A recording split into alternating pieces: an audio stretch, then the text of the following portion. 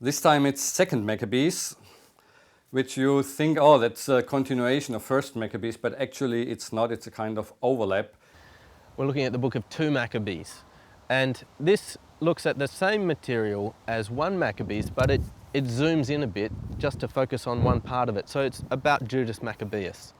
And it ends with a decisive victory in 161, so quite early. Actually, it covers more or less only the period of around 180 to 161 BCE. So Second Maccabees is written right from the beginning in Greek, and it's a summary for entertainment from a much larger book, which is unfortunately lost. And the author actually displays why he has written this book, namely to entertain the people.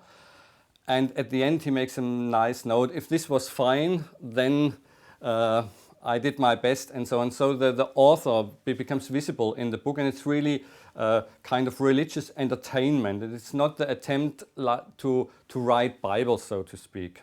Judas Maccabeus was fighting against the reforms of Antiochus Epiphanes and wanting to save the honor of the Jewish nation. At the beginning there are some nice stories. So the first 2 chapters, some nice stories dealing with older periods in the biblical history. So you have a nice story about Nehemiah, which you don't find in the real Bible. You have a nice story about Jeremiah, which you don't find in the real Bible. And this is actually the way which paved the way for Indiana Jones and so on, because there you have the story that Jeremiah tried to save the ark before the Babylonian conquered Jerusalem and destroyed everything.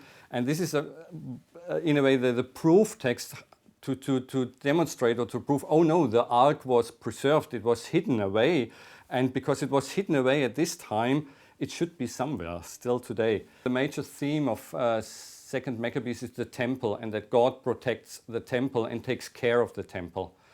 So the Second Maccabees tries to win over people to celebrate Hanukkah, a Jewish festival which is celebrated until today mostly in December. And this Hanukkah celebration takes place to venerate that Judas Maccabeus was over to purify the temple and to get rid of all this pagan stuff. The most famous part of 2 Maccabees is the story of a woman and her 7 sons, all of whom were martyred. This is the story that 7 brothers and their mother were arrested and were being compelled by the king under torture with whips and thongs to partake of unlawful swine's flesh. So that means to break the law of Moses, the law of God, publicly.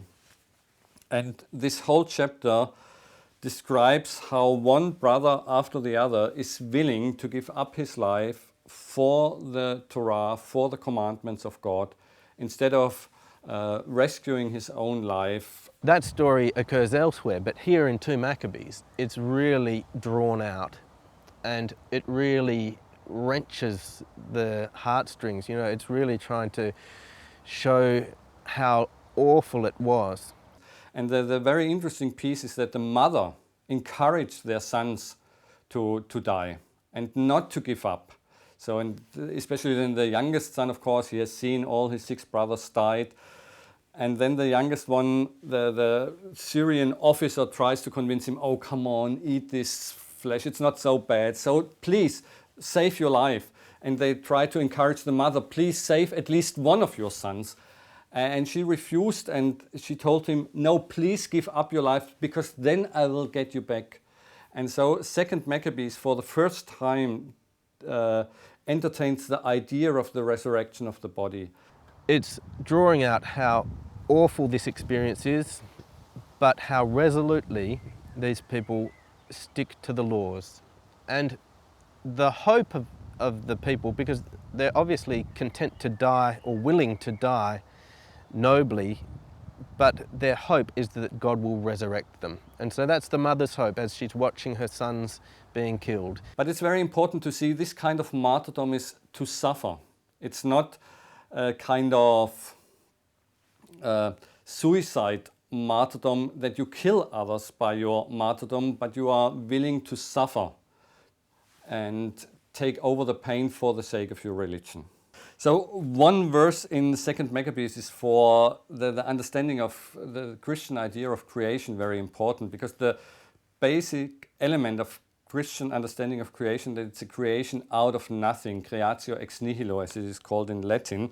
And the kind of biblical proof text can be found in this saying of the mother to her last son, when she says to him, "I beg you, my child, to look at the heaven and the earth and see everything that is in them, and recognize that God did not make them out of things that existed."